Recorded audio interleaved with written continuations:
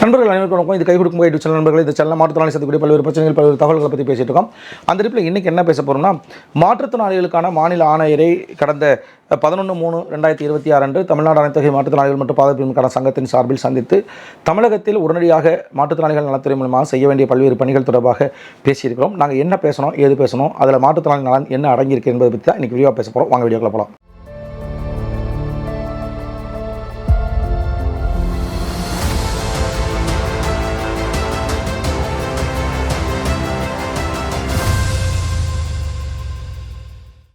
நண்பர்களே, நிகழ்ச்சிக்கு செல்வதற்கு முன்னதாக என்னுடைய முகநூல் பக்கமாகிய மாற்றுத்திறனாளிகளின் சங்கமம், ஆங்கிலத்தில் டுடே டிசேபிலிட்டி நியூஸ் அப்படின்னு சொல்லி இந்த பக்கமானது பல ஆண்டுகளாக செயல்பட்டு வருகிறது.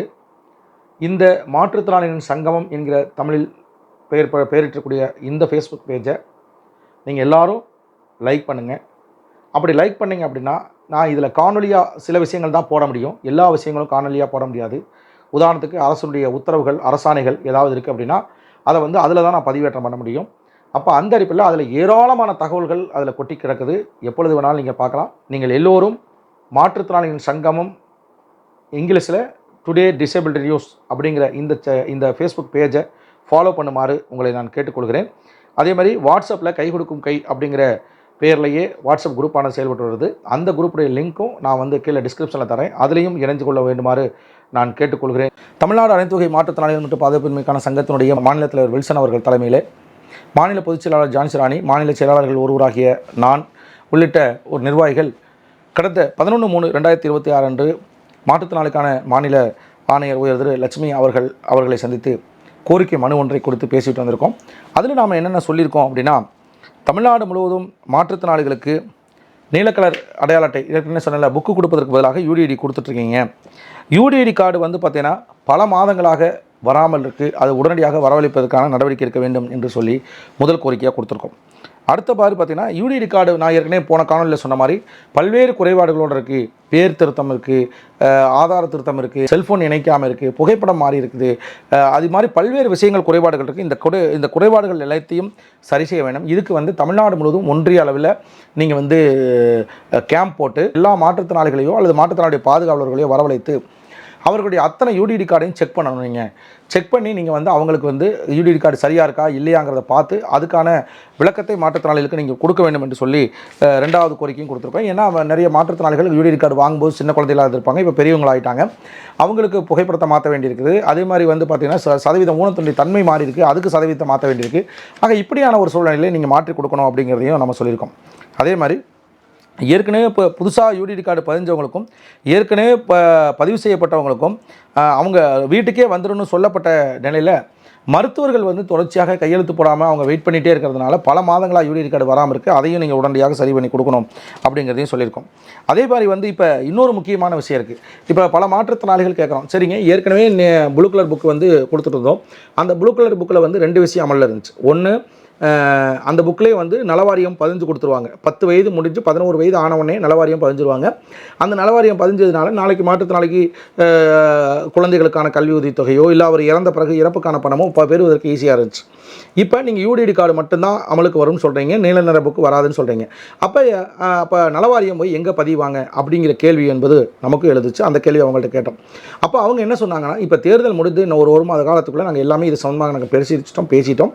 இன்னும் 1 மாத காலத்திற்கு பிறகு, அதாவது தேர்தல் முடிந்து 1 மாத காலத்துக்கு பிறகு யாரெல்லாம் யூடிஐடி கார்டு வைத்திருக்கிறார்களோ அவர்கள் 10 வயது முடிந்து 11 வயது துவங்கியவுடன் ஆட்டோமேட்டிக்காக அவர்கள் அனைவரும் நலவாரியத்துக்குள் வருகிற வகையில் நாங்கள் மாற்றங்களை செய்து கொண்டிருக்கிறோம் அப்படின்னு சொல்லியிருக்காங்க. அப்போ நலவாரியம்னு ஒன்றும் தனியாக நம்ம பதிய வேண்டிய அவசியமே இருக்காது. 10 வயசு முடிஞ்சு 11 வயசு ஆயிடுச்சு அப்படின்னா ஆட்டோமேட்டிக்காக அவங்க நலவாரியத்துக்குள்ளே வந்துடுவாங்க. அவங்க நலவாரியத்தினுடைய பலன்கள் பூராமே அவங்க பெறுவதற்கு தகுதியானவர்களாக மாறிவிடுவார்கள். இதற்காக தனியாக பதிய வேண்டிய அவசியம் இல்லை என்று சொல்லியிருக்கிறார்கள். இது நம்முடைய கோரிக்கைக்கு கிடைத்த மிகப்பெரிய வெற்றி. அதே போல் இன்னொன்று பார்த்திங்கன்னா, நம்ம பல்வேறு விதமான உபகரணங்கள் பெறுறோம். குறிப்பாக பைக் வாங்குகிறோம், வீல் சேர் வாங்குகிறோம், சைக்கிள் வாங்குகிறோம், ஊன்றுகோல் வாங்குகிறோம். இப்படி வாங்குற போது நம்முடைய ப்ளூ கலர் புக்கில் என்ன செய்வாங்கன்னா பதிவு பண்ணுவாங்க. இந்த மாதிரி இவருக்கு பைக் இத்தனாம் தேதி வழங்கப்பட்டது, இந்த ஆண்டு வழங்கப்பட்டது, அதே மாதிரி இவருக்கு தையல் மிஷின் வழங்கப்பட்டதுன்னு சொல்லுவாங்க. இப்போ நீங்கள் யூடிஐடி கார்டு கொடுக்குற போது அதை எப்படி நீங்கள் பதிவீங்க? புக்கு இல்லை, எதையுமே எழுத முடியாது, வைக்க முடியாது அப்படிங்கும்போது அதுக்கும் அவங்க என்ன சொன்னாங்க, இதுக்குன்னு தனியாக ஒரு சாஃப்ட்வேர் ரெடி பண்ணியிருக்கோம். நாங்கள் எல்லா மாற்றுத்திறனாளி அலுவலகத்திலையும் அந்த யூடிஐடி கார்டை போட்டு அவங்க இவங்களுக்கு இந்த பொருள் இந்த தேதியில் வழங்கப்பட்ட சம்மந்தப்பட்டதுங்கிறத ஆட்டோமேட்டிக்காக அவங்க கம்ப்யூட்டரில் அப்லோட் பண்ணிடுவாங்க. உங்களுக்கு எழுதி கொடுக்கணுங்கிற அவசியம் இல்லை, ஆட்டோமேட்டிக்காக கம்ப்யூட்டரில் அப்லோட் பண்ணிடுவாங்க.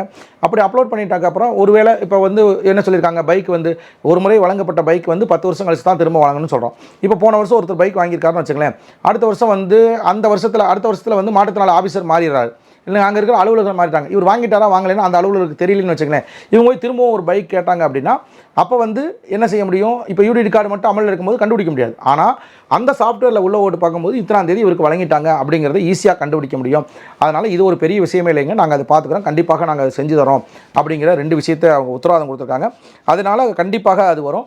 அதே மாதிரி நலவாரியம் பதிந்திருந்தாலும் பதியாவிட்டாலும் கண்டிப்பாக அவங்களுக்கு விபத்து நிதி, ஏன்னா கடந்த காலங்களில் தொடர்ச்சியாக நம்முடைய வீடியோக்களை பார்க்குறவங்களுக்கு தெரியும், கடந்த காலத்தில் மாற்றுத்திறனாளி இறந்தபோது நலவாரியம் பதியாமல் இறந்துவிட்ட சூழ்நிலை அவருக்கு இறப்பு நிதி தராமல் இருந்ததும், அதற்காக பலகட்ட போராட்டங்களை நடத்திய போதும் அவர்கள் இறப்பு நிதி கொடுத்ததும் உங்களுக்கு தெரியும். ஆனால் இப்போ என்ன சொல்லிட்டாங்கன்னா, யூடிடி கார்டு பதிஞ்சாலே அது எல்லா விதமான சலுகைகளும் வந்துடும் அப்படிங்கிற அடிப்படையில் கண்டிப்பாக உங்களுக்கு இதை நாங்கள் அமல்படுத்துவோம் அப்படின்னு சொல்லியிருக்காங்க. அதே மாதிரி வந்து பார்த்திங்கன்னா, சில மாற்றுத்திறனாளிகள் இப்போ புதுசாக வந்து உதவித்தொகைக்காக விண்ணப்பிக்கிறோம் அப்படின்னு வந்தால் அவங்களுக்கு என்ன கேட்டகரி, எவ்வளோ ரூபா உதவித்தொகை வருங்கிறத மாற்றுத்திறனாளி துறையிலேருந்து யாருமே சொல்கிறது கிடையாது. அட்டை வாங்கினே போயிட்டு போய் உதவித்தொகைக்கு போய் பதிங்க அப்படின்னு சொல்லுவாங்களே ஒழிய, அப்படி பதிய போகிற இடங்களில் இசை மையங்களில் வந்து இந்த வகையான ஊனத்திற்கு எவ்வளோ ரூபா உதவித்தொகை, குறிப்பாக கால்கை ஊனமுற்றவங்களில் 74% வரைக்கும் இருந்தால் 1500 ரூபா, 75% மேலே போனால் 2000 ரூபா. இதே வந்து தொழுநோய் பாதிச்சவங்களாக இருந்தால் 40% இருந்தாலே 2000 ரூபா. இப்படிங்கிற மாதிரி எந்த விஷயமும் அவங்களுக்கு தெரியாது. போய் இசை மையத்தில் போய் நீங்கள் சொன்னவொடனே என்ன செய்வாங்க அப்படின்னா, உதவித்தொகையா, சரி என்னப்பா உதவித்தொகை, மாற்றுத்திறனாளி உதவித்தொகையா, விதவை உதவித்தொகையான்னு கேட்பாங்க. அது சொன்னோடனே அந்த உதவித்தொகைக்கு அவங்க பதிச்சு விட்டுவாங்களே ஒழிய எந்த கேட்டகரிக்கு எதை பயன்படுத்துன்னு தெரியாது. அப்போ இதனால் என்ன பண்ணுவாங்கன்னா, பல மாற்றுத்திறனாளிகள் 2000 ரூபா உதவித்தொகை பெற தகுதி இருந்தும் கூட 1500 ரூபா உதவித்தொகைக்கு பதிஞ்சு போட்டு 1500 ரூபா வாங்கிட்டு இருப்பாங்க. அப்போ இப்படிப்பட்ட மாற்றுத்திறனாளிகளை கணக்கில் எடுத்து நீங்கள் வந்து கண்டிப்பாக 2000 ரூபா உதவித்தொகைக்கு மாற்றணும் அப்படிங்கிறத சொன்னோம். இதுக்கு வந்து சில மாவட்டங்கள், ஒவ்வொரு மாவட்டத்தில் ஒவ்வொரு விதமான நடைமுறை கடைபிடிக்கப்பட்டு வருது. குறிப்பாக வந்து திண்டுக்கல் மாவட்டத்தில் என்ன நடைமுறையோ அந்த நடைமுறையை மாநிலம் முழுக்க நீங்கள் நடைமுறைப்படுத்தினா பரவாயில்ல. என்ன நடைமுறை, திண்டுக்கல் மாவட்டத்தை பொறுத்தளவுக்கு இப்போ 1500 ரூபா உதவித்தொகை வாங்கிட்டு இருக்காங்க ஒருத்தவங்க, 2000 ரூபா உதவித்தொகைக்கு மாறணும் அப்படின்னா அவர் வந்து என்ன செய்வார்னா, ஒரு வெள்ளை பேப்பரில் அனுப்புனர் பெறுநர் எல்லாம் போட்டு அவருடைய ஆவணங்கள் எல்லாத்தையும், ஆதார் கார்டு, ரேஷன் கார்டு, மாற்றுத்திறனாளி book, UTD card, bank passbook இதெல்லாம் இணைச்சு இந்த மாதிரி எனக்கு 1500 ரூபா உதவித்தொகை பெற்று வருகிறேன், வருவாய்த்துறை மூலமாக பெற்று வருகிறேன், எனக்கு வந்து மாற்றுத்திறனாளி தரத்துறைக்கு 2000 ரூபா உதவித்தொகைக்கு மாற்றுத்திற மாதிரி கேட்டுக்கொள்கிறேன் அப்படின்னு சொல்லி அவர் எழுதி மனுவை கொடுத்துருவார். மனுவை கொடுத்ததுக்கப்புறம் அந்த மனுவை வந்து வெயிட்டிங்கில் வச்சுக்குவாங்க. ஒவ்வொரு வருஷமும் வந்து பார்த்திங்கன்னா மாற்றுத்திறனாளி துறையிலிருந்து வந்து புதிதாக விண்ணப்பித்து காத்து கொண்டிருக்கக்கூடிய மாற்றுத்திறனாளிகளுக்கு வந்து உதவித்தொகை கொடுப்பதற்கு முன்னாடி எல்லா மாவட்டங்களுக்கும் ஃபோன் பண்ணி எவ்வளோ பேர் வெயிட்டிங்கில் இருக்கீங்க, உங்களுக்கு என்ன வேணும் அப்படிங்கிற மாதிரி கேள்வி கேட்பாங்க. அப்படி கேள்வி கேட்குற போது அவங்க பணம் அடுத்த மாதத்துலேருந்து போட போகிறாங்க அப்படிங்கிறது மாவட்ட மாற்றுத்திறனாளி நமக்கு தெரியாமல் இருக்கும், ஆனால் மாற்றுத்திறனாளி அலுவலகத்தில் கூடிய ஊழியர்களுக்கு தெரியும். அப்படி தெரிகிற போது இவங்க என்ன செய்கிறாங்க, திண்டுக்கல் மாவட்டத்தை பொறுத்தளவுக்கு என்ன பண்ணுறாங்க அப்படின்னா, 1500 2000 மாத்திரக்கு மனு கொடுத்துருப்பாங்கல்ல, அவங்களுடைய பட்டியலை பூரா எடுத்து அவங்க எந்தெந்த தாலுக்காவோ அந்தந்த தாலுக்காவுக்கு தாசில்தாருக்கு அந்த ரிப்போர்ட் அனுப்பிச்சு, இந்த மாதிரி இவங்க 1500 ரூபா உதவித்தொகை வாங்கிட்டு இருக்காங்க, இவங்களை வந்து நாங்கள் வந்து மாற்றுத்திறனாளி துறைக்கு மாற்ற போகிறோம், அதனால் இவங்க உதவித்தொகை நிறுத்திடுங்க அப்படின்னு சொல்லுவாங்க. இவங்க அரசு துறையிலேருந்து இன்னொரு அரசு துறைக்கு போகிற போது அவங்க வந்து என்ன செய்வாங்க, இதே ஆதாரமாக எடுத்துகிட்டு அவங்க பணத்தை நிப்பாட்டிடுவாங்க. நிப்பாட்டின உடனே அந்த கடிதம் இவங்களுக்கு திரும்ப வந்துடும். கடிதம் வந்ததுக்கப்புறம் இவங்க என்ன செய்வாங்கன்னா, உடனடியாக இவங்களை வந்து அந்த புதிய உதவித்தொகைக்காக அப்ளை பண்ணிடுவாங்க. அப்போ என்ன ஆகும்னா, அடுத்து அவங்க பேட்ச் பணம் போடும்போது முழுசாக அப்படியே கண்டினியூஸாக வந்துடும். இது திண்டுக்கல் மாவட்டத்தில். பல மாவட்டங்களில் என்ன பண்ணுறாங்க அப்படின்னா, இப்போ 1500 ரூபாயிலேருந்து 2000 ரூபாய்க்கு மாறணும் அப்படின்னா நீங்கள் போய் வருவாய்த்துறையில் போய் பணத்தை நிறுத்திட்டு எழுதிட்டு வாங்க அப்படின்னு நம்மளவே அலைய விடுவாங்க. அப்போ நாம் அங்கே போகும்போது என்ன ஆகும் அப்படின்னா, 1500 ரூபாய்க்கு நிப்பாட்டிட்டு கொடுங்கன்னு சொல்லும்போது அவர் எழுதி ரிட்டர்ன் பண்ணி அவர் ஒரு கடிதம் கொடுத்துருவார். கடிதம் கொடுத்ததுக்கப்புறம் வந்து நம்ம திரும்ப பதியணும். திரும்ப பதிஞ்சு நம்ம வந்து 6 மாதம் கழிச்சோ 1 வருஷம் கழிச்சோ தான் அந்த பணம் வந்து 2000 ரூபா நமக்கு வரும். அந்த 2000 வர இந்த ஓராண்டு காலத்துக்கு வந்து பார்த்திங்கன்னா இந்த 1500 ரூபா பணமும் வராது, இந்த 2000 ரூபா பணமும் வராது. அப்போ என்ன ஆகும் அப்படின்னா, மிகப்பெரிய அளவில் அந்த 1 வருஷ காலத்துக்கு அந்த மாற்றுத்திறனாளிகள் மிக கடுமையான சிரமத்தை எதிர்கொள்ள வேண்டியிருக்கு. அப்போ இதை மாற்றி திண்டுக்கல் மாவட்டத்தில் எப்படி போன மாதம் வரைக்கும் 1500 வாங்கிட்டு இருப்பாங்க, இந்த மாதம் டக்குன்னு அப்படி 2000 ரூபாய் மாறிடும், அவங்களுக்கு எந்த விதமான இழப்பு வராது. இது மாதிரி மாநிலம் முழுவதும் வந்து நீங்கள் ஒரே நடைமுறையை நீங்கள் கடைபிடிங்க. ஒவ்வொரு மாவட்டத்துக்கு ஒவ்வொரு நடைமுறை கடைபிடிக்கிறதுனால இதனால் மாற்றுத்திறனாளிகள் மிக கடுமையாக பாதிக்கப்படுறாங்க. அதனால் 1500 ரூபா உதவித்தொகை பெறுகிற வருவாய்த்துறை மூலமாக உதவித்தொகை பெறுகிறவர்களை திண்டுக்கல் மாவட்டத்தில் என்ன நடைமுறை கடைபிடிக்கப்படுகிறதோ அதே மாதிரி நடைமுறையை மாநிலம் முழுக்க நீங்கள் கடைபிடிக்கணும் அப்படிங்கிறத நம்ம சொல்லியிருக்கோம். கண்டிப்பாக அதை வந்து நாங்கள் மேற்கொள்கிறோம், கண்டிப்பாக நாங்கள் செய்கிறோம் அப்படிங்கிறத சொல்லியிருக்காங்க. அதே மாதிரி இன்றைக்கி கூட நம்ம அதாவது என்ன சொல்கிறோம், இசை மையத்தில் தான் இனிமேல் எல்லாமே விண்ணப்பிக்கிறோம். உங்களுக்கு உபகரணமாக இருக்கட்டும், ஊன்றுகோலாக இருக்கட்டும், சைக்கிளாக இருக்கட்டும், பைக்காக இருக்கட்டும், வீல் சேராக இருக்கட்டும், இதெல்லாம் வந்து நீங்கள் அங்கே தான் விண்ணப்பிக்கணும் அப்படின்னு தொடர்ந்து வலியுறுத்தப்படுது.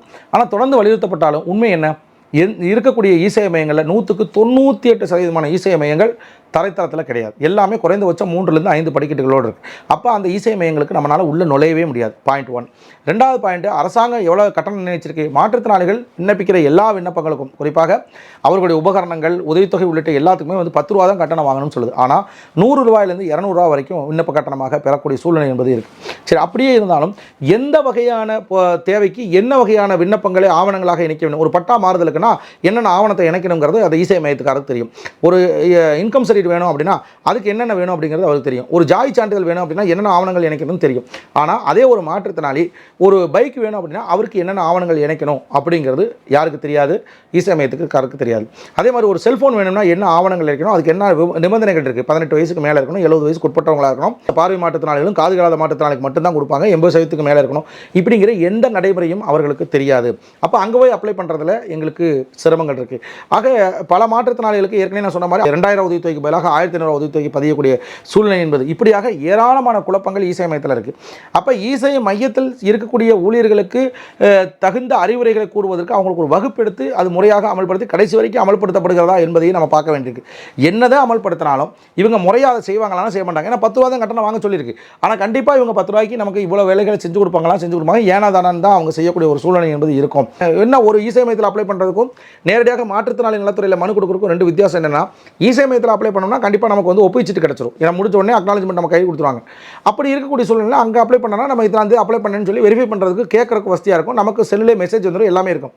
ஆனால் மாற்றுத்திறனாளிகள் நலத்துறையில் போய் மனு கொடுக்குற போது வந்து பார்த்தீங்கன்னா நமக்கு அதுக்கான எந்த ஆவணமும் இருக்காது. அப்போ இதைத்தான் நாம் என்ன சொல்கிறோம்னா, நீங்கள் இசை மையத்தில் விண்ணப்பித்தால் மட்டுமே நாங்கள் மனுக்களை பெறுவோம் சில மாவட்டங்களில் சொல்கிறாங்க. அது கூடாது. நேரடியாக கொண்டு வந்து கொடுத்தாலும் நீங்கள் மனுக்களை பெற்றுக்கொள்ள வேண்டும் அப்படிங்கிறதையும் சொல்லியிருக்கோம். அதே மாதிரி நேரடியாக பெறக்கூடிய மனுக்களுக்கு எந்த மாவட்டங்கள்லையும் மாற்றுத்திறனாளி ஒப்புச்சீட்டு கொடுக்குறதில்ல.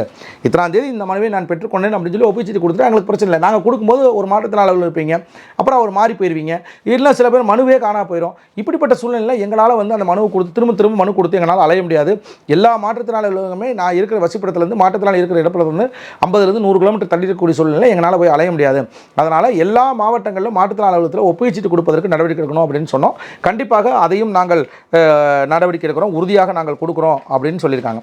அதே மாதிரி வந்து பார்த்திங்கன்னா மோட்டர் பைக்கு, தையல் மிஷினு, பாதுகாவலர் உதவித்தொகை, செல்ஃபோன் உள்ளிட்ட இதுக்கெல்லாம் வந்து பார்த்திங்கன்னா மற்ற பொருட்கள், ஊன்றுகோல், செயற்கைக்கால், வீல் சேர், இதுக்கெல்லாம் வந்து நேர்காணல் வைக்க மாட்டாங்க. ஆனால் இப்போ நான் ஏற்கனவே சொன்ன இந்த நாளுக்கு வந்து நீங்கள் மனு கொடுத்தாலும் உங்களை நேரில் வரவழைச்சு உங்களுக்கு நேர்காணல் பண்ணி அதுக்கப்புறம் தான் என்ன செய்வாங்க, உங்களுக்கு வந்து அந்த பொருட்கள் பெறுவதற்கு தகுதி இருக்கா இல்லையாங்கிறத பார்த்து நிறைய செஞ்சு கொடுப்பாங்க. ஆனால் இந்த மாதிரியான நேர்காணல்கள் பூராமே எங்கே நடக்குது? மாவட்டத்தில் அலுவலகத்திலையோ அல்லது மாவட்ட தலைநகரில் ஏதோ ஒரு இடத்துல தான் நடக்குது. ஆனால் ஒரு மாவட்டங்கிறது 100லேருந்து 150 கிலோமீட்டர் சுற்றளவில் இருக்கக்கூடிய சூழ்நிலை. குறிப்பாக இப்போ திண்டுக்கல் எதுக்கிறதாலும் திண்டுக்கல்னு சொல்லி நினச்சிக்காதீங்க. ஒரு உதாரணத்துக்கு சொல்கிறேன். திண்டுக்கல் மாவட்டத்தில் எடுத்தீங்கன்னா திண்டுக்கல்லேருந்து கரெக்டாக 65 கிலோமீட்டரில் பழனி இருக்குது. அதே திண்டுக்கல்லேருந்து பார்த்தீங்கன்னா 65 கிலோமீட்டரில் கொடைக்கானல் இருக்குது. குறிப்பாக வந்து இது மாதிரி இருக்கக்கூடிய சூழ்நிலை 65 கிலோமீட்டர்னா இதை தாண்டி மாவட்டத்துடைய எல்லை இன்னும் 30 கிலோமீட்டர் வரைக்கும் போகுது. அப்போ ஒரு 100 கிலோமீட்டர் தள்ளி இருக்கக்கூடிய மாற்றுத்திறனாளி, அதிலும் குறிப்பாக கடுமையாக ஊனமுற்ற பாதுகாவலர் உதவித்தொகை, இது போன்ற உதவித்தொகைக்காக வரக்கூடியவங்க பஸ்ஸில் ஏற்றிட்டு போக முடியாது. அப்போ கார் வச்சு அவங்க கூட்டு போகிறாங்க. காரில் 100 கிலோமீட்டர் போயிட்டு வர்றது அப்படின்னா குறைஞ்சபட்சம் 5000 ரூபா வரைக்கும் 3000 ரூபா வரைக்கும் அவங்க வாங்கக்கூடிய சூழ்நிலை. அந்த குடும்பம் ஏற்கனவே வந்து அந்த குழந்தைகளை வச்சுட்டு ரொம்ப சிரமப்படக்கூடிய சூழ்நிலை. இது மாதிரியான விஷயங்கள் செய்யறதுல சிரமம் இருக்குது. அந்த குழந்தைகளுக்கும் மிகப்பெரிய அலைச்சலாக இருக்குது. அவங்களால இடம் விட்டு இடம் கூட்டு போகிறது, தூக்குறதுக்கு ஆள் இல்லாமல், வைக்கிறதுக்கு ஆள் இல்லாமல் அவ்வளோ கஷ்டப்பட வேண்டியிருக்கு. அதனால் இதுலேயும் சிரமம் இருக்குது. இது இன்னும் சொல்ல போனால் கொடைக்கானல் போன்ற மலைப்பிரதேசங்கள்லேருந்து கீழே வர்றதுக்கு 5 மணி நேரம் ஆகும் ட்ராவல் பண்ணுறதுக்கு. திரும்ப 5 மணி நேரம் ஆகும். 60 கிலோமீட்டர்னு ஈஸியாக சொல்லலாம். ஆனால் மேலே ஏறதுக்கு வளைவாக போய் ஏறதுக்கு 5 மணி நேரம் ஆகும். அப்போ இது போன்ற நிலைகளை மாற்றி இது போன்ற நேர்காணல்களை ஒரு இடத்துல மட்டும் நடத்தாமல் மாவட்டத்தினுடைய பல பகுதிகளில் குறிப்பாக ஆர்டிஓ எங்கெல்லாம் இருக்காங்களோ அங்கெல்லாம் நடத்தணும். அப்படிங்கிற உதாரணத்துக்கு திண்டுக்கல் மாவட்டத்தில் 3 ஆர்டிஓ இருக்காங்க. கொடைக்கானல் ஆர்டிஓ, பழனி ஆர்டிஓ, திண்டுக்கல் ஆர்டிஓன்னு 3 ஆர்டிஓ இருக்காங்க. அப்போ அந்த அடிப்படையில் பிரித்து இந்த நேர்காணல்களை நீங்கள் நடத்தணும் அப்படின்னு சொல்லியிருக்கோம். கண்டிப்பாக அதற்கும் நாங்கள் ஆவணம் செய்கிறோம் அப்படின்னு சொல்லியிருக்காங்க. அதே மாதிரி மாற்றுத்திறனாளிகளுக்கு மோட்டர் பைக் வந்து பல இடங்களையும் நீங்கள் கொடுத்துருக்கீங்க. அப்படி கொடுக்குற மோட்டர் பைக்குகளுக்கு வந்து பல பேருக்கு இன்னும் ஆர்சி புத்தகம் வராமல் இருக்குது, இன்சூரன்ஸ் வராமல் இருக்குது. அதே போல் அந்த சர்வீஸ் புக்கு கொடுக்காமல் இருக்காங்க, ஹெல்மெட் கொடுக்காமல் இருக்காங்க. இதெல்லாம் உடனுக்குடன் நீங்கள் சரி செய்து அவங்களுக்கு கொடுக்கணும் அப்படிங்கிறதையும் நம்ம வலியுறுத்திருக்கோம். கண்டிப்பாக நாங்கள் அதையும் செய்கிறோம் அப்படின்னு சொல்லியிருக்காங்க. அதே மாதிரி வந்து பார்த்திங்கன்னா உதவித்தொகையை பொறுத்தளவுக்கு வந்து பார்த்திங்கன்னா இப்போ சமீபத்தில் கிட்டத்தட்ட ஒரு 18 லட்சம் பேருக்கு வந்து உதவித்தொகை போட்டாங்க. மாற்றுத்திறனாளி, முதியோர், விதவை உள்ளிட்டவங்களுக்கு உதவித்தொகை உதவித்தொகைக்கு விண்ணப்பிச்சவங்களுக்கு கொடுத்துருக்காங்க. ஆனால் அது கொடுத்தவங்க யாருன்னு பார்க்குற போது நல்லா அலசி ஆராய்ஞ்சு பார்க்கும் உங்களுடன் ஸ்டாலின் அப்படிங்கிற முகாமில் கொடுத்தவங்களுக்கு மட்டும்தான் உதவித்தொகை வந்திருக்குது. அப்போ மற்ற முகாம்கள், மற்ற நேரடியாக இசேவை மையங்களை அப்ளை பண்ணவங்க, மற்ற இடங்களில் கொடுத்தவங்க யாருக்குமே வரல. கடந்த 1.5 ஆண்டு 2 ஆண்டுகளாக விண்ணப்பித்து உதவித்தொகை வராமல் காத்துட்ருக்காங்க. ஆனால் 3 மாதத்துக்கு முன்னாடி உங்களுடன் ஸ்டாலினில் கொடுத்தவங்களுக்கு உதவித்தொகை வந்துருச்சு. அப்போ இதை மாற்றி யாருக்கெல்லாம் உதவித்தொகை வரவில்லையோ அவங்க எல்லாருக்கும் நீங்கள் உதவித்தொகை கொடுக்கணும் அப்படிங்கிறதையும் நாம் சொல்லியிருந்தோம். கண்டிப்பாக இது எல்லா கோரிக்கைகளையுமே கிட்டத்தட்ட 1.5 மணி நேரத்துக்கு மேலே இந்த கூட்டம் நடந்துச்சு. இந்த கூட்டத்தில் பெறப்பட்ட அத்தனை கோரிக்கைகளையும் பெற்று தேர்தல் முடிஞ்சவுடன் முதல் கட்டமாக இந்த வேலைகளை எல்லாத்தையும் செய்து முடிப்பதற்கான நடவடிக்கையை நாங்கள் எடுக்கிறோம் அப்படின்னு சொல்லிட்டாங்க. அந்த அடிப்படையில் நண்பர்களே, இந்த பேச்சுவார்த்தையானது நடைபெற்று சிறப்பாக முடிந்திருக்கிறது. இந்த பேச்சுவார்த்தை விவரங்களை உங்களுக்கு முழுமையாக நான் சொல்லியிருக்கேன். இந்த மாற்றுத்திறனாளிகள் சார்ந்த கோரிக்கைகளை பற்றி பேசின இந்த விவரங்களை பற்றி உங்களுடைய கருத்துக்கள் என்ன, உங்களுடைய விமர்சனங்கள் என்ன என்பதை பற்றி கமெண்ட்ஸில் போடுங்க. மறக்காமல் இந்த சேனலை சப்ஸ்கிரைப் பண்ணுங்கள், லைக் பண்ணுங்கள், ஷேர் பண்ணுங்கள். நான் உங்கள் நண்பன் பகத் சிங். நன்றி, வணக்கம்.